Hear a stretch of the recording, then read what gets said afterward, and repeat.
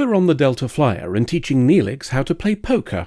Paris wants to up the stakes from pointless chips to responsibility for jobs, something Chakotay seems fine with, despite him being the one to bust Paris's replicator ration gambling ring back in Season 2. The fun is cut short by the arrival of a Borg D6. Pooping ensues and the Flyer takes some hits. While Kim goes to fix it, Neelix tells us there's something screwy with the Borg power systems. We manage to get some hits in of our own, the D6 losing its engines in the process. They've still got guns though, and a kaboom gives Kim a nap before the Delta Flyer is pulled aboard. They awake in a Borgification room, though without Kim. They haven't been assimilated yet, possibly because the last one to undergo the procedure is still on the table, and looking a bit fucked up, according to Paris. Maybe that explains the power wibblies and the fact we haven't seen any drones yet. That lack of drones also means they're unguarded, so they make a start on trying to escape. Voyager knows something's gone pear-shaped and is investigating. They find the Borg D6, a discovery that leaves Seven confused. Scans show the damage preventing them from leaving is relatively minor and should have been easily repaired. We trade some pooping, but the D6 is doing a bloody awful job of it, shooting almost at random. We kaboom their guns as Seven finds the answer to why they're not behaving as we'd expect. Turns out they're a little bit understaffed. A D6 should have thousands of drones, but she can detect only 5. I wonder if they're getting overtime pay. Their shields are still working, and far enough into the D6 that we can't kaboom them. Presumably that's why Janeway doesn't send over a team, and instead gives the D6 a call, saying she'll stop shooting if they return the captives. They're initially hostile, but eventually agree to do so if we give them a piece of our tech, and Seven thinks she knows why. It can be adapted to make their currently buggered communications work. That's why they're so erratic. They have no connection to the rest of the Borg. The problem is that particular piece of tech is something we need in order to fly, so it's not an option. But it's a foot in the door, and Janeway pretends to think about it in exchange for making sure her crew are alive. The Borg agree to allow someone over to check, and Janeway decides to send our resident X-drone. Maybe she wants to confuse them by sending 7 when they said we were only allowed 1. Over on the Borg D6, 7 finds rather a lot of dead drones, and a live one. There's a baby in a maturation chamber, which is a bit odd as she said in the Season 5 episode Drone that Borg don't reproduce. Maybe whatever killed the crew was recent and they'd just grabbed a newborn. Speaking of kids, she's found the 5 drones she detected, and they're of the distinctly not adult variety. They should still be in the oven too, matured until adults, but I guess current events have rather forced the issue. They recognise 7 as a former Borg, but she's entirely dismissive of them, saying they shouldn't even be awake as they're not ready. If it was an attempt to solve the problem by commanding them, it fails. The kid who's appointed themselves as leader of the Borgettes tells the others to ignore her, not that it really matters. The chambers aren't working anyway, says another, so they couldn't go back to bed even if they wanted to. Attempts by her to alter the agreement fail as well, and she's led to the Delta Flyer crew. 3 of them, anyway. Kim's not there, and it sounds like the kids don't know about him.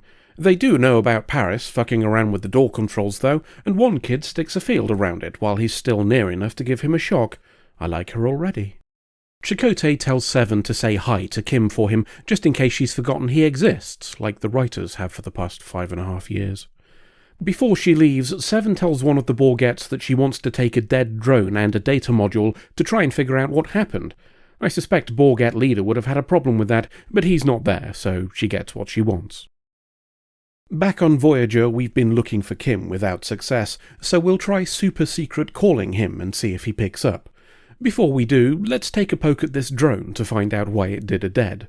The answer is a virus, one that the mini-bots couldn't neutralize for some reason. The Borgettes woke up after it had killed all the others and become inert. The doc says this virus will affect anything with implants, and Tuvok wants to wake it back up as a potential weapon against the Borgettes. The doc protests at the prospect of killing children, and possibly because it'd risk fucking up 7 as well. As an aside, the Season 5 episode Latent Image showed us that Kim has a bit of tech at the base of his neck, making him a potential target too. I wonder if anybody's thought of that. Janeway wants the virus as an option, but won't make a decision until she's seen the Borgettes for herself. The call to Kim has worked at least. Some beeping wakes him from his kaboom-induced slumber, and he goes to the cockpit of the Delta Flyer, learning that the signal is from Voyager.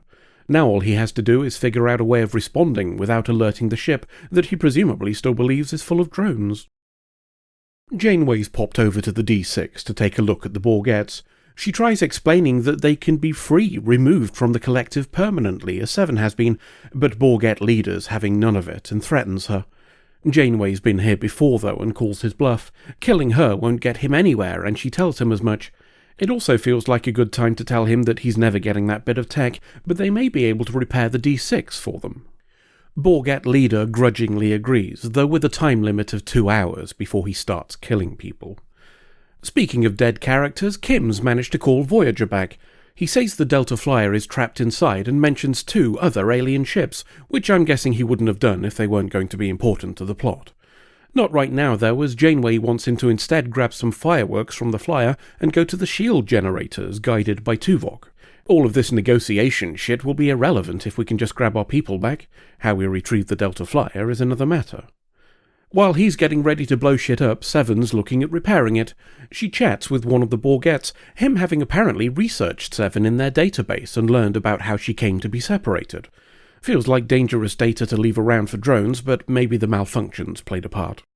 She tries to engage him in discussion about his own childhood and repairs a problem with his speech too, but is interrupted by Borgette leader.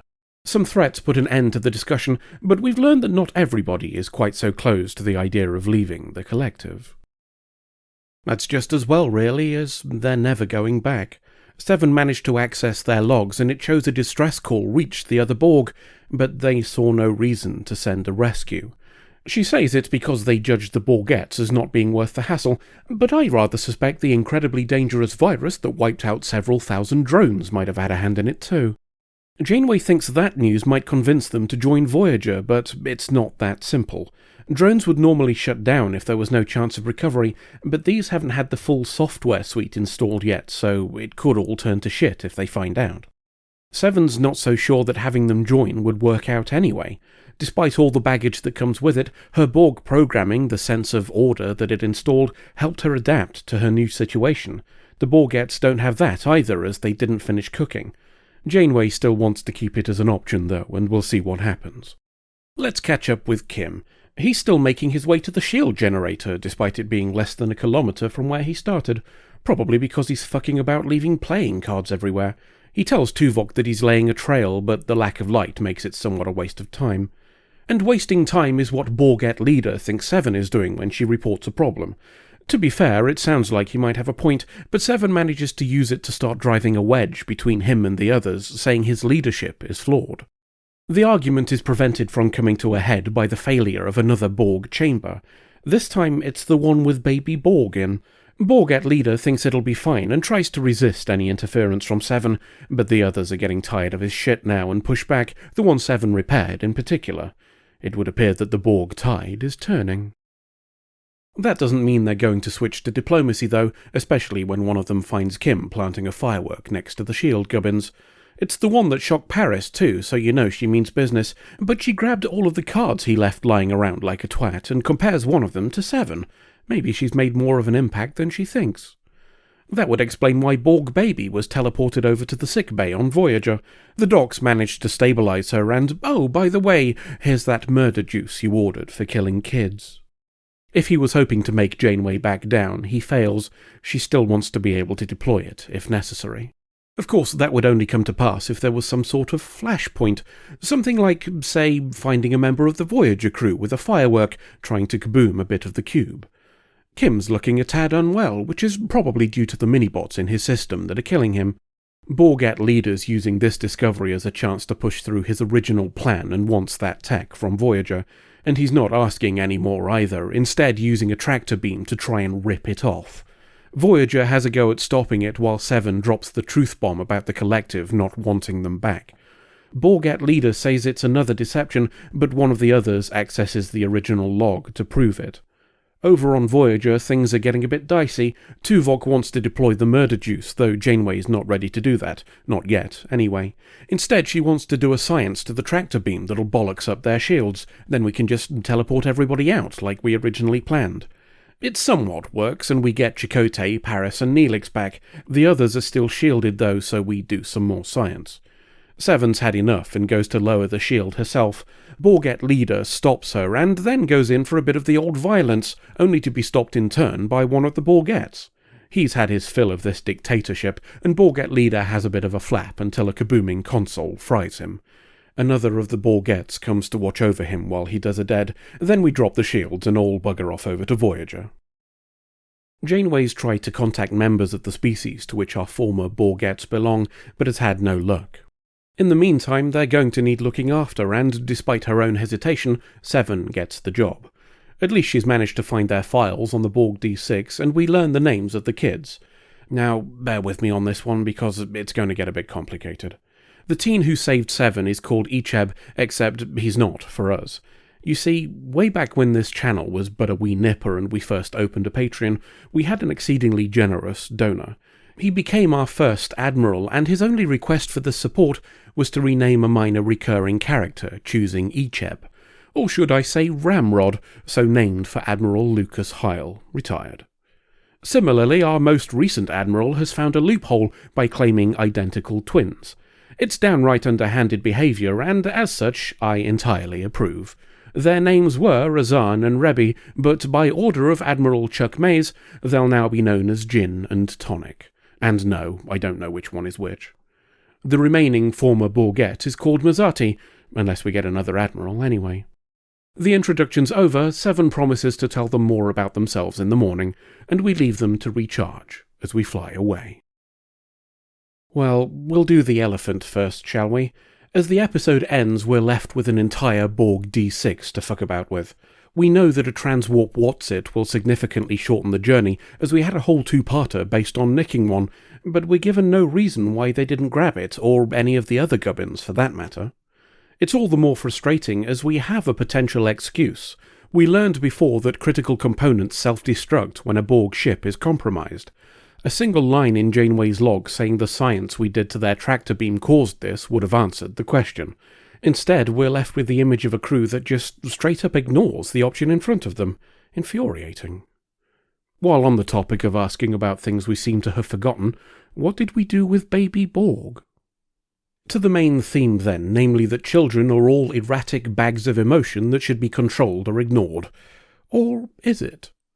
We're given that sense from Seven and Tuvok, but we may be able to explain those away.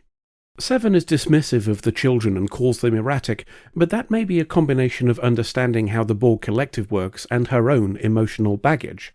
That's supported by the comment she makes about Borg order, conditioning given at the end of her maturation, being something upon which she draws strength. Her dismissiveness of the Borgettes may be more related to her dismissiveness of Annika Hansen, the person she was before assimilation, and, to her, a personification of her weaknesses and fears. A similar argument can be made for Tuvok. They are contemptuous of authority, convinced that they are superior, typical adolescent behaviour for any species. It's a line from Tuvok, but one that can be traced to his own experience of adolescence. His rejection of logic and belief that those around him were wrong is a source of shame and embarrassment for him, no matter how much he claims to be at emotional equilibrium. If it was nothing to him, he would have had no reason to resist Paris's inquiries when they were shipwrecked together. So then, is the episode really about judging children as lesser?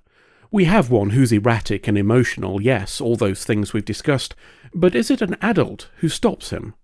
No, it's another teen.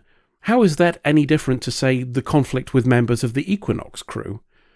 And Seven ultimately convinces the Borgettes to comply, not through force or manipulation, but by honesty and rational discussion. Was this episode really judging children, or was it judging how adults view them?